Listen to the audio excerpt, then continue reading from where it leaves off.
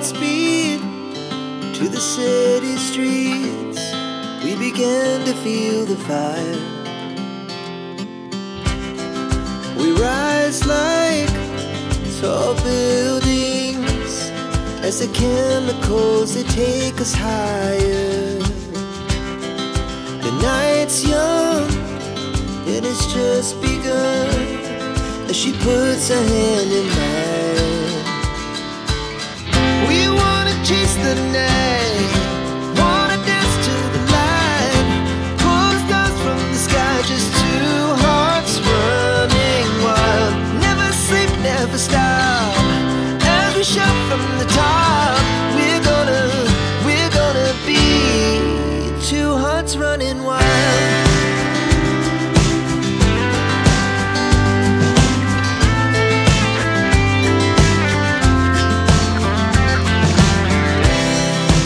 Halo teman-teman, beberapa waktu yang lalu saya membuat konten tentang analisis slot M.2 pada motherboard Kaio B75 dan pada waktu itu perakitannya masih berantakan, darurat, serta tidak rapi sama sekali.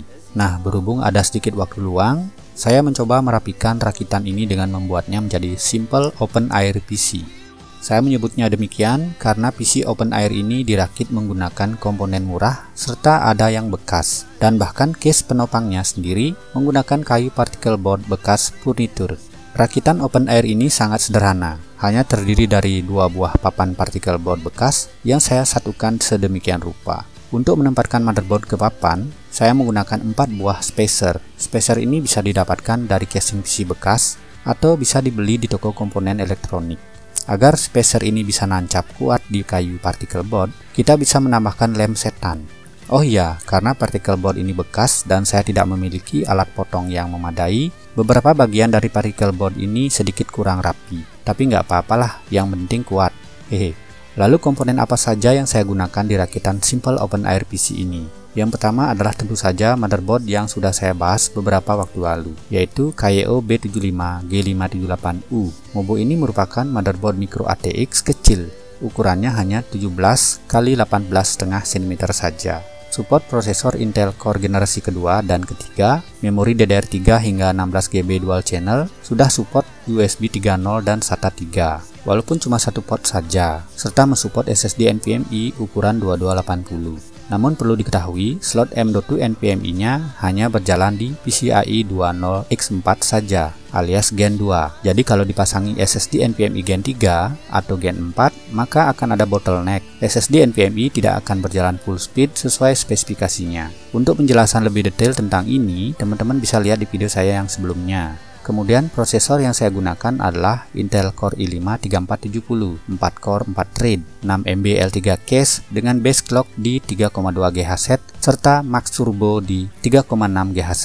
Prosesor ini memiliki keunggulan yaitu harga bekasnya yang murah, tetapi masih capable untuk menghandle Windows 10 dan berbagai game AAA asalkan bukan rilisan terbaru. Untuk cooling prosesornya di sini saya masih menggunakan cooling bawaan yang saya beli sepaket dengan prosesornya. Lalu RAM yang saya gunakan di sini adalah berupa 2 keping RAM DDR3 1600 mAh dengan size total 8 GB. Agak nanggung sih sebenarnya, tapi karena ingin menekan budget, akhirnya saya cukupkan di 2x4 GB saja. Oh ya, untuk menjalankan RAM ini di 1600 mAh, butuh settingan secara manual di motherboard. Nggak bisa langsung berjalan di 1600 mAh. Entah karena keterbatasan BIOS Mobo atau apa, saya juga kurang paham. Padahal i5-3470 sudah mendukung kecepatan RAM hingga 1600 MHz. Lalu untuk storage, di sini saya menggunakan 2 buah SSD, yaitu SSD SATA 128GB untuk OS dan NVMe 512GB untuk data dan game. Loh, mengapa OS-nya nggak ditaruh di NVMe, Bang? Ya, karena saya akan menginstal beberapa game di PC ini. Jadi saya memilih storage yang lebih besar untuk tempat instalasi game. Selain itu, booting speednya antara SSD SATA dengan NVMe di PC ini beda beberapa detik saja. Ini buktinya.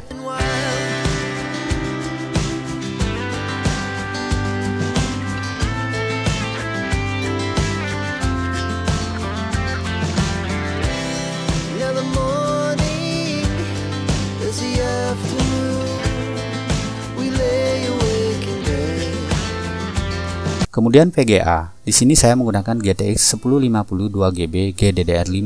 Kebetulan dapat bekas di marketplace. Keunggulannya adalah irit daya dan tidak menggunakan power pin tambahan. Selain itu, pas sekali dengan PSU yang saya pakai, yang tidak memiliki kabel PCIe power. PSU ini saya dapat dari bekas PC build up. Daya maksimalnya adalah 280 watt, yang sudah cukup untuk mensuplai daya ke PC open air ini. Kemudian yang terakhir adalah tombol power dan LED indikator, yang juga saya copot dari PC build up bekas.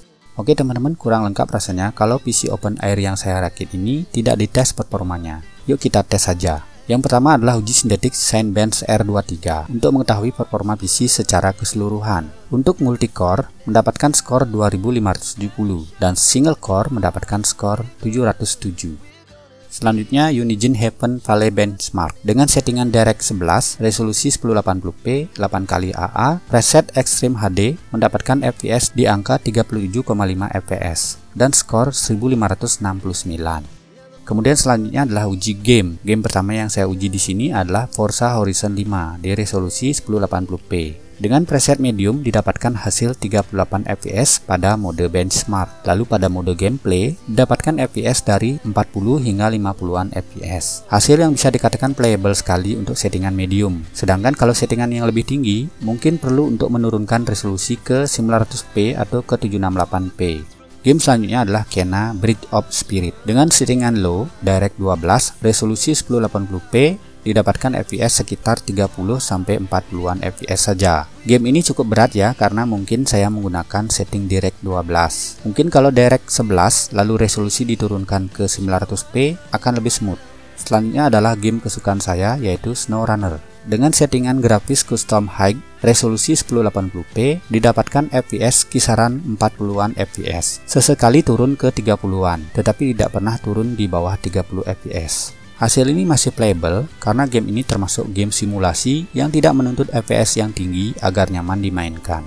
Game selanjutnya yaitu Stray, game dengan tokoh utama seekor kucing. Dengan setting grafis medium, resolusi 1080p, dapatkan hasil kisaran 30-40an fps. Kemudian game selanjutnya adalah game balap MotoGP 23. Dengan setting grafis custom medium, resolusi 1080p, temporal AA low, didapatkan hasil kisaran 40an fps, yang mana masih playable tanpa terlalu mengorbankan kualitas grafisnya.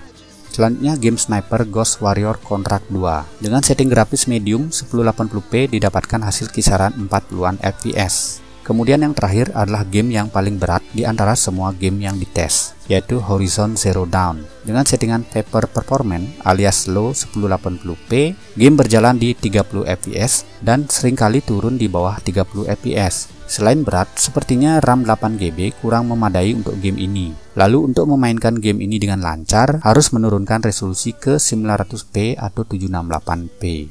Oke, dari beberapa game yang diuji, ternyata rakitan ini bisa dikatakan masih capable untuk bermain game di resolusi low hingga medium 1080p.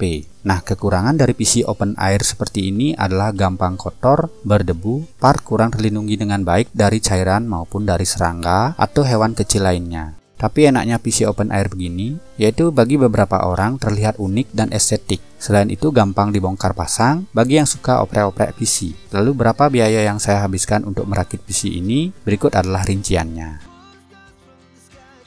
Oke teman-teman, demikian sharing saya kali ini. Mudah-mudahan bisa bermanfaat dan menginspirasi. Jangan lupa dukung channel ini dengan cara subscribe, like videonya, serta share. Sampai jumpa di video saya yang selanjutnya. Hearts running wild.